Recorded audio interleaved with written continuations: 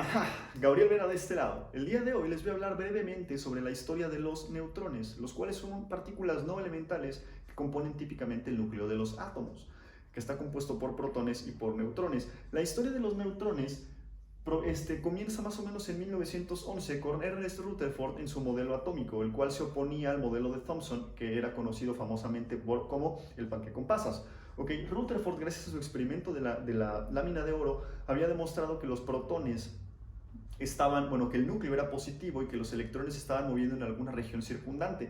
Pero para ese momento la comunidad científica todavía estaba más o menos dividida al respecto, porque por ejemplo ellos sabían que el decaimiento beta, es decir, la emisión de electrones producto de un núcleo que se desintegra o que sufre una reacción de semidesintegración nuclear, es proveniente del núcleo, es decir, estos electrones son provenientes del núcleo.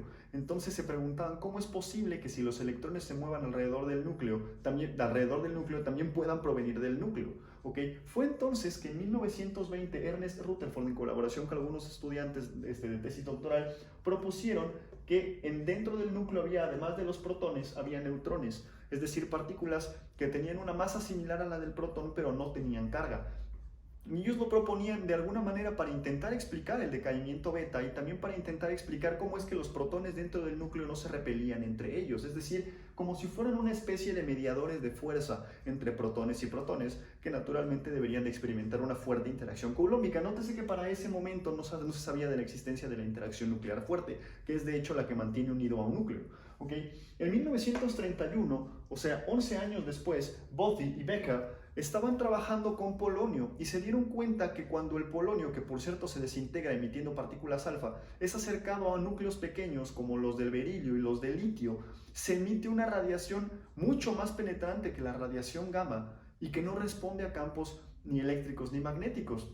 Ellos propusieron que era otro tipo de radiación gamma, pero había gente que no estaba tan contenta con ese resultado. En 1932, Irene Joliot-Curie, es decir, sí, la hija de Pierre y Marie Curie, con su esposo, demostraron que esta radiación extraña, que ellos decían que era una radiación gamma más penetrante que la radiación gamma convencional, cuando era bombardeada sobre parafina, tenía la capacidad de expulsar protones.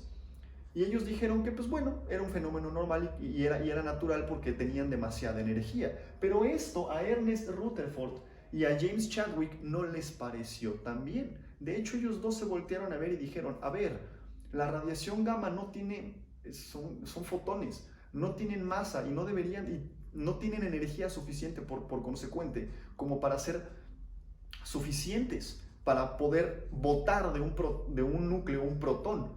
Pero si esta radiación estuviera compuesta no por radiación gamma, sino por neutrones, y los neutrones, al tener una masa muy similar a los de los protones, necesitarían una energía muy baja, una velocidad muy baja, para poder obtener el efecto que Irene Joliot-Curie y su esposo están describiendo. Es decir, ellos dijeron, ¿sabes qué? No tienes radiación gamma, lo que tienes son neutrones. Y fue entonces que James Chadwick condujo en 1935 una serie de experimentos que le tomaron alrededor de un mes, probablemente menos, demostrar la existencia de estos famosos neutrones. ¿Cómo lo demostró? Lo que él hizo fue utilizar esta radiación que habían descrito Bothy y Becker, es decir, polonio que bombardea con partículas alfa a un núcleo pequeño como litio o berilio para emitir esta radiación extraña, la acercó a la parafina, y la acercó a otros gases también y pudo describir lo que Irene Joliot-Curie había descrito, es decir, la emisión de protones.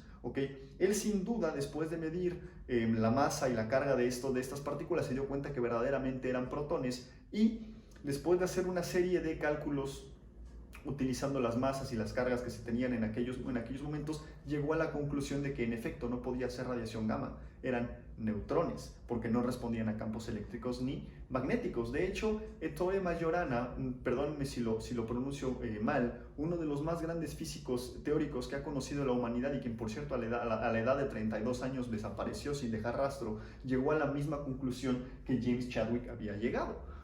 Y es por eso que a James Chadwick le dan el premio Nobel de la Física en 1935.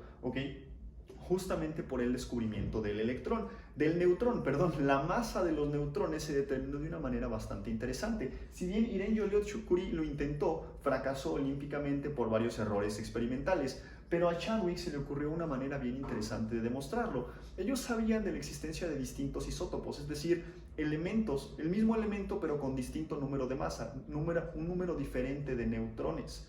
Y ellos sabían de la existencia del deuterio y del protio. Entonces ellos dijeron, ok, pues si mido la masa del deuterio y se la resto a la masa del protio, puedo obtener la masa del neutrón con la siguiente ecuación. La masa del deuterio menos la masa del protio. Ok, hay que hacerle un pequeño factor de corrección para que la masa sea calculada de la manera más precisa posible. Esta es la energía de amarre, conocido también en inglés como el binding energy, que es la energía mínima necesaria justamente para separar un sistema de partículas unidas por interacciones nucleares fuertes. Ok, se le tiene que sumar esa energía de amarre y restar una contribución cinética justamente como de retroceso.